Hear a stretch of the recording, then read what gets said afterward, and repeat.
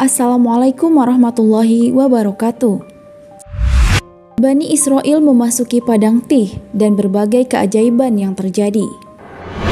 Bani Israel adalah suatu bangsa yang telah banyak Allah berikan kenikmatan kepada mereka.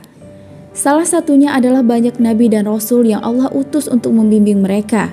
Akan tetapi, mereka tidak banyak bersyukur, membangkang sampai pada tahap membunuh para nabi. Allah Subhanahu wa Ta'ala berfirman mengenai Bani Israel, "Wahai Bani Israel, ingatlah nikmat-nikmatku yang telah kuberikan pada kalian, dan aku lebihkan kalian di atas seluruh alam." Surat Al-Baqarah ayat 47.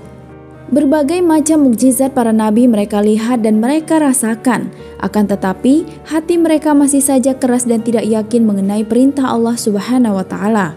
Setelah terjadinya peristiwa dahsyat tenggelamnya Fir'aun di Laut Merah, Bani Israel keluar dari Mesir pada tahun yang disyariatkan bagi mereka, yaitu pada awal musim semi. Dengan demikian, seakan-akan mereka memasuki padang Tih pada awal musim panas. Wallahu alam. Padang Tih merupakan padang yang sangat luas dan tandus. Mereka menempuh perjalanan yang sangat melelahkan hingga akhirnya mereka mengalami kehausan yang teramat sangat serta kelaparan. Ketika mereka meminta air kepada Nabi Musa, lalu Allah pun menurunkan anugerahnya kepada Bani Israel melalui tongkat Nabi Musa yang dipukulkan ke batu. Ketika tongkat Nabi Musa alaihissalam dipukulkan, maka batu itu memancarkan air sebanyak 12 mata air sesuai dengan jumlah suku Bani Israel. Masing-masing suku kemudian memiliki mata air sendiri. Begitu juga ketika panas matahari begitu terik, Allah memayungi mereka dengan awan sehingga mereka tidak terkena sengat panas matahari. Dan tak kalah luar biasanya anugerah Allah yang Allah berikan kepada Bani Israel. Di bumi yang tandus, Allah turunkan makanan yang lezat lagi bergizi dari langit kepada mereka, berupa mana dan salwa. Di mana menurut riwayat Ibnu Katsir, mana adalah makanan yang berwarna sangat putih yang rasanya manis seperti madu. Dan darinya mereka bisa membuat kue dan roti.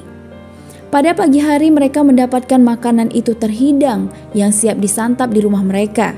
Dan pada sore harinya datanglah burung-burung salwa yang dapat dengan mudah mereka menyembelihnya untuk makan malam sesuai dengan yang mereka butuhkan. Semua itu adalah anugerah besar dan nikmat yang telah Allah berikan kepada mereka. Tapi sayangnya mereka tidak dapat menjaganya dengan baik dan tidak mau bersyukur. Allah Subhanahu wa Ta'ala berfirman, "Dan mereka kami bagi menjadi 12 suku yang masing-masing berjumlah besar dan kami wahyukan kepada Musa ketika kaumnya meminta air kepadanya. Pukullah batu itu dengan tongkatmu, maka memancarlah daripadanya 12 mata air. Sesungguhnya tiap-tiap suku mengetahui tempat minum masing-masing, dan kami naungkan awan di atas mereka dan kami turunkan kepada mereka mana dan salwa. Kami berfirman, makanlah yang baik-baik dari apa yang telah kami rizkikan kepadamu. Mereka tidak menganiaya kami, tapi merekalah yang selalu menganiaya dirinya sendiri." Surat Al-A'raf ayat 160.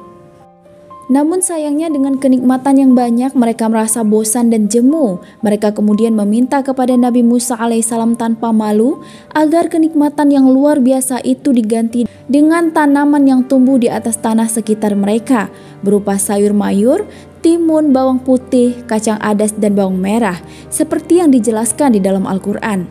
"Dan ingatlah ketika kamu berkata, 'Wahai Musa, kami tidak tahan hanya makanan dengan satu macam makanan saja. Maka mohonkanlah kepada Tuhanmu untuk kami, agar Dia memberi kami apa yang ditumbuhkan bumi, seperti sayur mayur, mentimun, bawang putih, kacang adas, dan bawang merah.' Lalu Musa menjawab, 'Apakah kamu meminta sesuatu yang buruk sebagai ganti dengan sesuatu yang baik? Pergilah ke suatu kota, pasti kamu akan memperoleh apa yang kamu minta.' Kemudian mereka ditimpa kenistaan dan kemiskinan, dan mereka kembali mendapat kemurkaan dari Allah.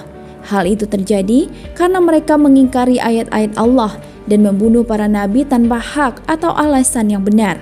Yang demikian itu karena mereka durhaka dan melampaui batas. Nabi Musa alaihissalam terus mengingatkan kaumnya agar tidak berbuat zalim. Nabi Musa meminta mereka untuk bersyukur atas nikmat yang telah diberikan. Namun sayang Bani Israel tetap manja dan meminta-minta. Begitulah sebagian dari sikap Bani Israel yang telah digambarkan oleh Allah dalam Al-Quran. Wallahu alam. Wassalamualaikum warahmatullahi wabarakatuh.